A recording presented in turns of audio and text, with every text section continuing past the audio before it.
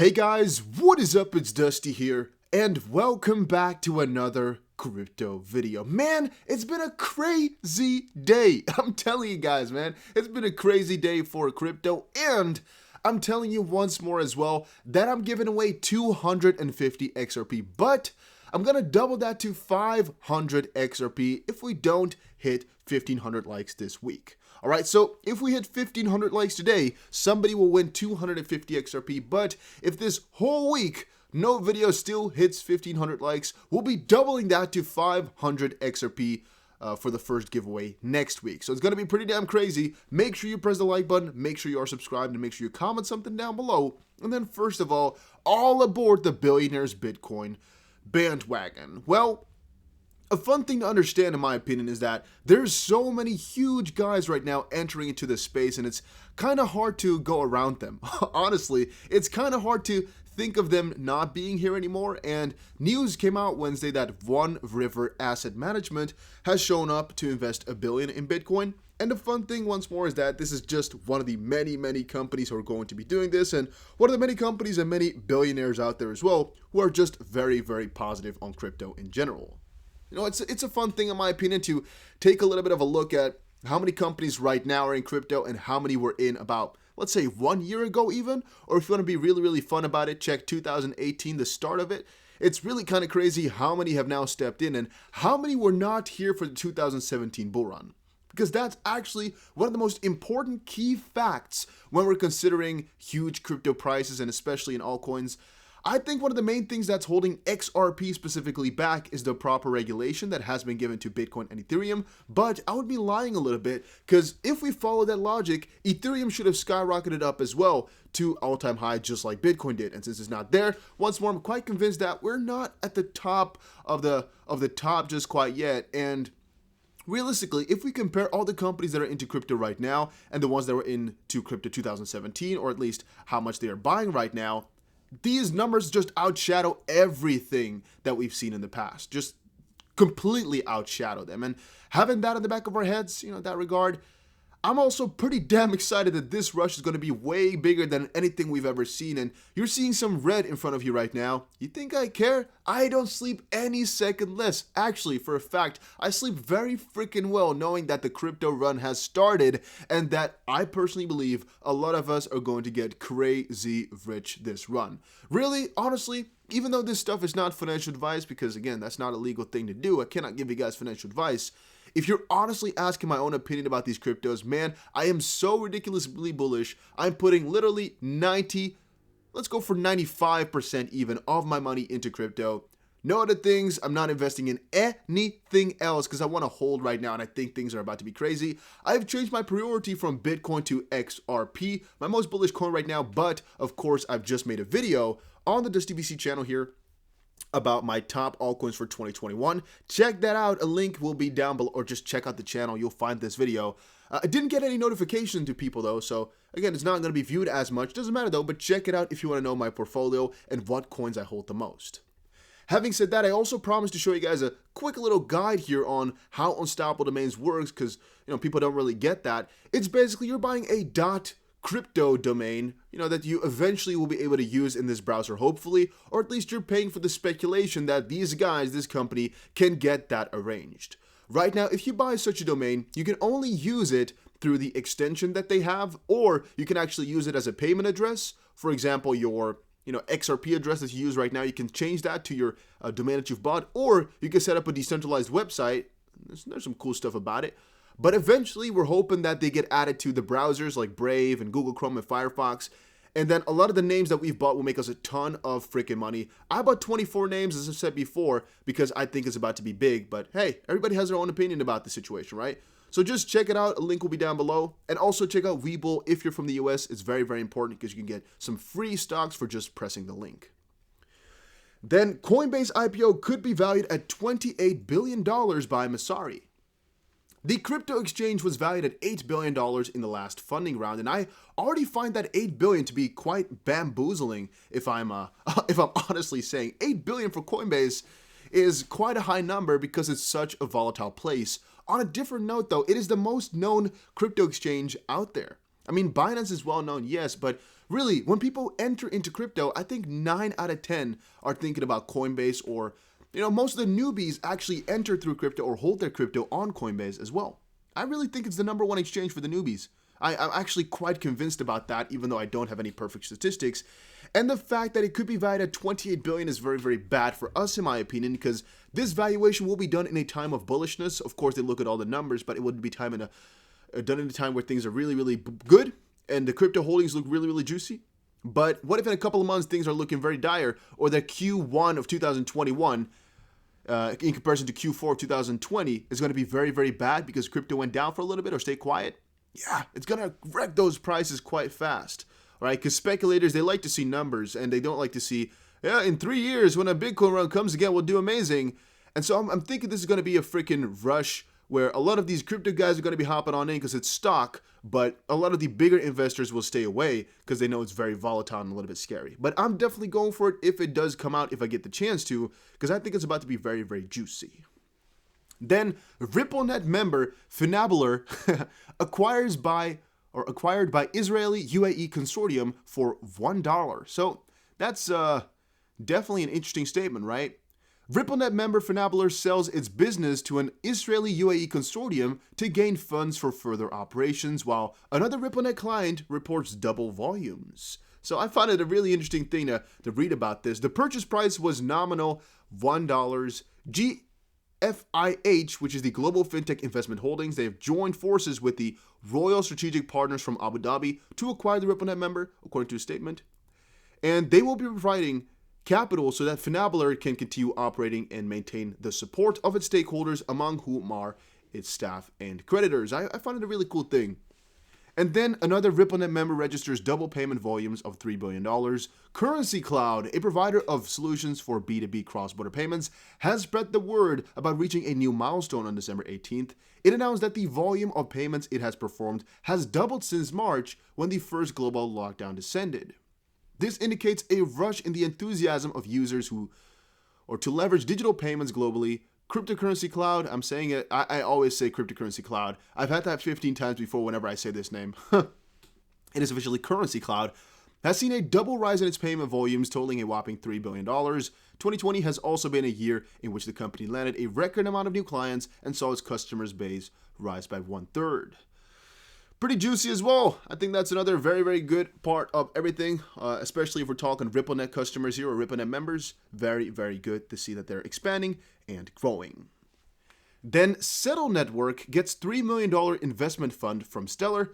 Again, guys, when I'm talking about these crypto projects, I'm not trying to talk only about XRP, but about most of the things I hold out there. Because again, I think that gets people satisfied the most, right? Whenever I talk about most of the stuff that I hold.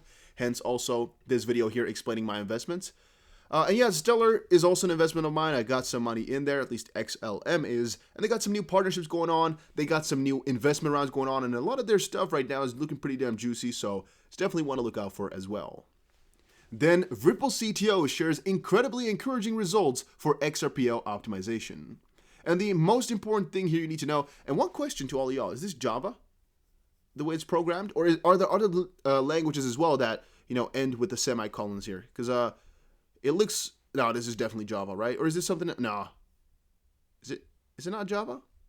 If it's not Java, I'm confused. Maybe a lot of other different languages walk in the same way as well. I'm not the best programmer out there, as you guys most likely know. I know a little bit, and I know this looks a lot like Java, because everything here matches up, but the dollar sign I do not really know too much about. Yeah, just let me know in the comment section down below, any of you computer science majors or whatever, or anybody that knows how to code properly. It looks like it, but I really don't know. I'm sometimes a little bit dumb. Ripple CTO shares incredibly encouraging results. The basic thing that you need to know here is that Joel Katz or David Swartz, has been publishing quite a lot of info, and a lot of people don't know how to take it in and understand that. But if you don't know how to take it in, just see it from this perspective that every time he posts something about a network upgrade or something like that, he is one of the most genius developers out there. You better understand that it's something really freaking good, all right? You better understand that this guy is working like a madman to make sure it's done properly, and damn am I happy to be involved with him. Even though I've never spoken to him directly, which, again, I will, all right? Give me a couple years. I'll talk to him directly. Give me a couple years. Just wait for it. I'll talk to the Ripple CTO. 5 years. Give me 5 years. I'll hopefully talk to him within now 5 years. It's a goal. All right. I want to talk to that man eventually. Give me 5 years though.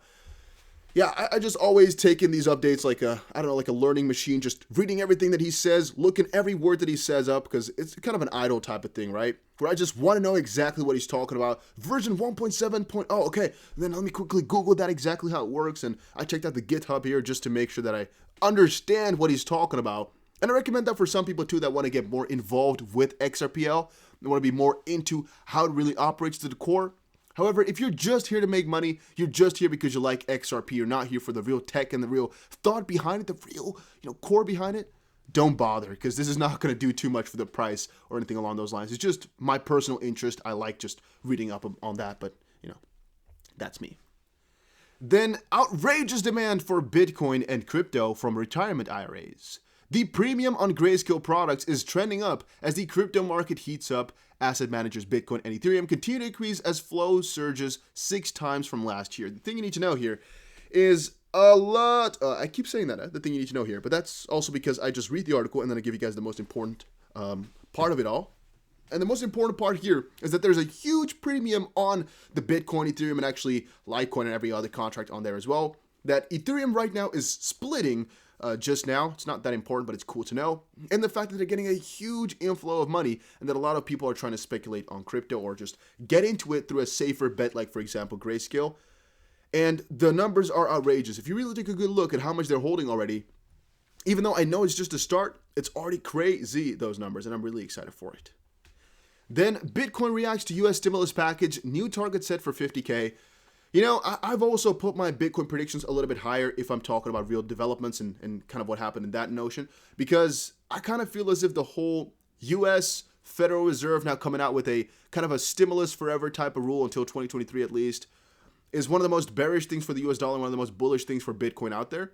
And Bitcoin, of course, means crypto in general, because people will buy Bitcoin first and then move over into altcoins, which might have already happened here a little bit. Yeah, I'm just really excited for it, guys. That's what you need to know. And I'm a little bit more bullish since that statement came out. And I think that this bigger run from Bitcoin hitting its all-time high was mostly built upon the idea that the US is going to put out stimulus forever, and people want to kind of stay away from that. Then 10% of the Bitcoin supply hasn't even moved in 10 years. More than 1.85 million Bitcoin has played dead over the last decade. Will any of it move again? Around 30% of the Bitcoin total supply has remained unmoved for over a decade.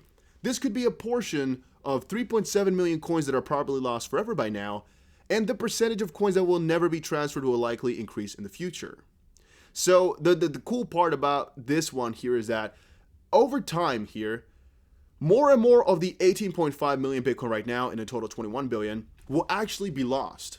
And that's a fun thing, because if I send Bitcoin to somebody that, or an address that's actually never found, or the address where the private key is lost, for example, that money is kind of gone until somebody cracks the code, right? Until somebody cracks the private key or somebody cracks the algorithm. But let's say just they crack the private key. Until that point, the money is lost, basically.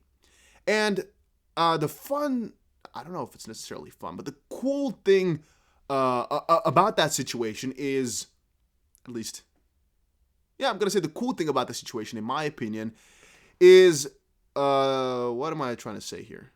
Well, I got like a blackout for a little second. The fact that the scarcity is going to be taken in or kicking in piece by piece here whenever we transact more and as Bitcoin becomes more popular, because I don't actually know officially what happened to Satoshi, the creator of Bitcoin's money, because he has 1 million, right? I don't know too much about what exactly is happening to his money. Here it says something, but it's still not that clear. But even if we take Nakamoto's Bitcoin stash out of the equation, another 2.6 million Bitcoin is probably lost forever. The thing is, guys, we don't know if Satoshi's Bitcoin is actually lost or if it's just, not being transacted or something along those lines. It's pretty strange. His money hasn't moved, yet is it lost? That we do not really know. We really cannot tell. Maybe he's just waiting for Bitcoin to be at, $1 million a piece and then selling it all piece by piece or something like that. We don't really know. But yeah, this estimate, I don't know how they got to it. I think it's just they checked what wallets just, were, I don't know how they could check that number. I have actually no idea how they could possibly do that. But the thing right there is that money, which is sent to those addresses, is just gone forever, increasing the scarcity of Bitcoin. Wow. I had a little bit of a blackout. Then $800 million liquidated. Bitcoin's rally to all-time highs leaves trail of bear blood. Bitcoin saw some potent price action yesterday, with bulls sending it rallying from the mid-20,000 region to highs of 23.7K. The selling pressure here proved to be quite significant and slowed its growth, but the cryptocurrency does appear to be poised to see further upside. One analytics firm explained in a recent tweet that a massive onslaught of short-sided liquidations fueled this movement, and over the past few days, over $1 billion in Bitcoin, or actually short positions, have been liquidated.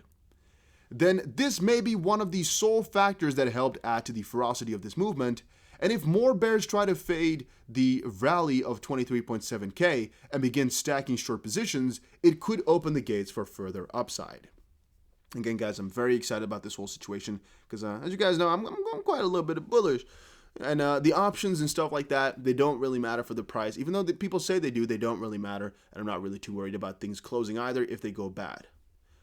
Bitcoin option daily volume crosses 1 billion, 100K strike introduced for 2021. Well, yeah, the bigger idea of Bitcoin hitting moonshots has just increased over time. There's a lot of people speculating with options, of course, but once more, they don't really matter for the Bitcoin price, so I'm not worrying about that. I think, however, that the average Bitcoin prediction has now also gone up, and I believe most people right now who hold Bitcoin do think it's going to be going up, and that this is not the end point, which is also an important thing to understand that, again, most people are generally bullish, and I think most institutions are too, as Grayscale is still increasing their buy. So is PayPal, so is Square, and so is everybody else. But yeah, that was it for today's video. Make sure you check out this video right here. I'm going to change the title maybe a little bit, but it's generally going to be the same thing. And thank you guys all for watching this video. Take care and have a very nice day.